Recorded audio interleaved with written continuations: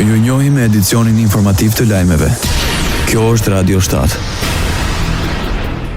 Ministria e Punëve të Jashtme e Shqipërisë zyrtarisht përgënjeshtron informacionet për një shkarkim të mundshëm të ambasadorit shqiptar në Maqedoninë e Veriut, Dinion Mejdani.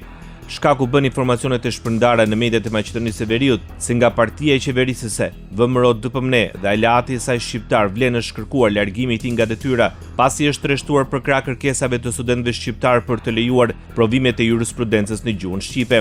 Ministria e Jashtme e Shqipërisë ka hedhur poshtë pretendime duke i quajtur tërësisht të pabazuara. Amendimet apo interpretimet e paraqitura si fakte janë tërësisht të pabazuara dhe nuk meritojnë vëmendje të mëtejshme, thuhet në reagimin e Ministrisë së Punëve të Jashtme të Shqipërisë. Forca më e madhe e qeverisëse maqedonase pretendon se qeveria po kërkon zgjidhje të qëndrueshme ligjore në lidhje me provimin e jurisprudencës në gjuhën shqipe. Deputeti VMRO-DPM thotë se pritet hartimi i një ligji që do të jetë në përputhje me kushtetutën, Komisionin e Venecias, si dhe t'i rezistoj kohës.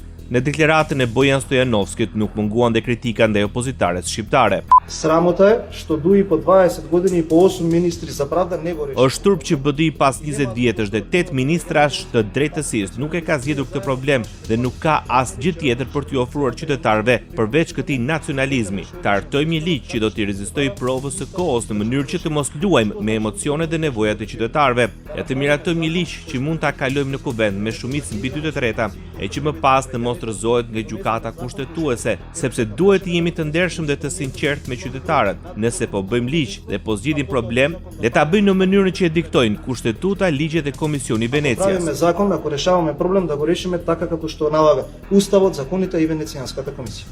Deklaroi deputeti VMRO-DPM Bojan Stojanovski.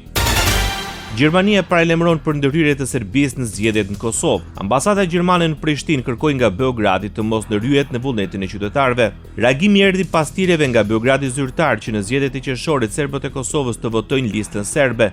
Zgjedhjet e ardhshme parlamentare më 7 qershor janë një mundësi për të gjithë qytetarët e Kosovës që të shprehin vullnetin duke përdorur të drejtën e tyre për të votuar në një mënyrë të informuar dhe të vetëdijshme. Është thelbësore të mos ndërhyjet në procesin e formimit të vullnetit, tha zëdhënësi i ambasadës gjermane në Prishtinë, Pajam Gahledar. Radio 7, zëri pozitiv i qytetit. 5 vendet të Bashkimit Evropian i kanë bërë thirrje Komisionit Evropian të rishqyrtojë mënyrën se si i përfshin antarët e mundshëm nga Ballkani Perëndimor në tregun e vetëm të bllokut. Qasja e bazuar në merit, nëse është e nevojshme hap pas hapi në tregun e vetëm evropian, përfaqëson nxitje, thuhet në raportin e Austrisë, Republikës Çeke, Italisë, Slovakisë dhe Slovenisë. Këto janë pjesë e një klubi informal që mbështet politikisht aspiratët e Ballkanit Perëndimor për në BE.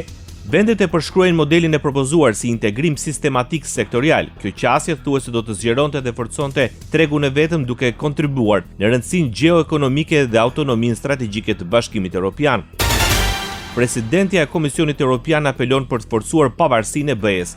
Në seancën plenare të Parlamentit Evropian, Ursula von der Leyen deklaron se që nga pandemia, kompanitë janë përballur me një seri të gjatë ndërprerjesh të zinxhirit të furnizimit.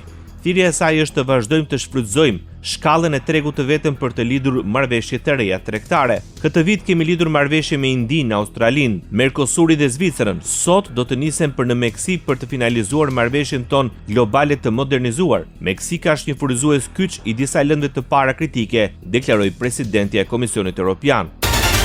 Paralajmërim për rrezik ajror në Lituani. Njerëzve u kërkua të strehohen teksa u pezullua trafiku në aeroportin e kryeqytetit për shkak të frikës nga dron që shkelen hapësirën ajrore. Strehoni në vend të sigurt, kujdesuni për të afërmit tuaj, prisni rekomandime të reja, tha ushtria e Lituanisë në një mesazh dërguar banorëve të kryeqytetit. Paralajmërimi erdhi edhe për ndërtesën e parlamentit të Vilniusit. Qendra kombëtare menaxhimit të krizave e Lituanisë tha më parë se kishte lëshuar një alarm në përgjigje të një droni në Bielorusinë fqinje, që u pa duke fluturuar drejt Lituanisë. Një avion luftarak i NATO-s të martë rrëzoi një dron të dyshuar Ukrainas mbi Estoninë, tha vendi Baltik, i fundit në një seri shkeljesh të hapësirës ajrore në rajon me sulmeve të shpeshta ukrainase ndaj Rusisë fqinje.